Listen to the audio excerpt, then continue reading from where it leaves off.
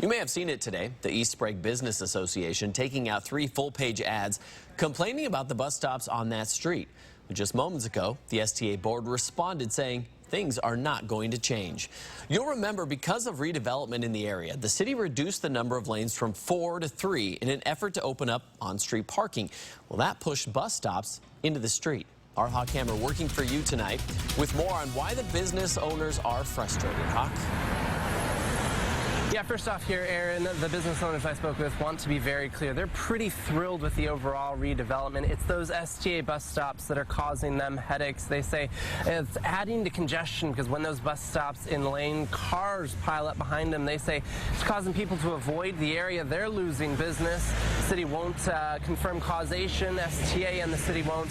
But they do say there has been a decrease in traffic by about 20% in this area. It's a balance of interests. Business owners who want to protect their livelihoods. There's so many businesses down here, and they're maybe missing out on those opportunities. And conversely, the bus riders who need the transportation to get to work and beyond. I only use buses for transportation for personal use. Controversy is over these new bus stops, which cut off traffic when they stop in the lane. Stops were laid out this way, according to the city, based on what business owners initially wanted. And more of the businesses that we spoke to wanted to preserve the parking on the 3-lane side. And also safety for bus drivers, riders, and pedestrians. So the goal here is to slow down traffic and to try to make people more deliberate about coming through this corridor. But now, many business owners are saying things need to change again. We want a good transit system in this neighborhood. The bus stops are highly important to us.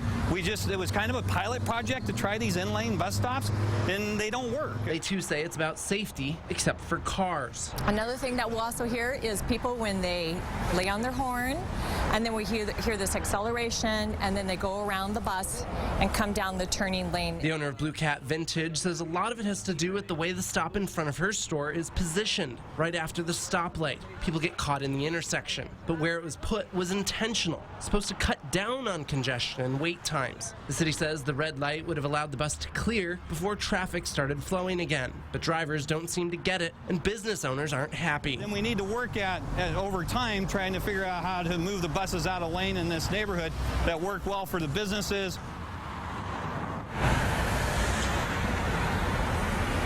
Yeah, and as you mentioned, there was that meeting of the STA Board of Directors today. I'm going to preface that by saying the city had made them the offer that they would stripe out some bus pullouts.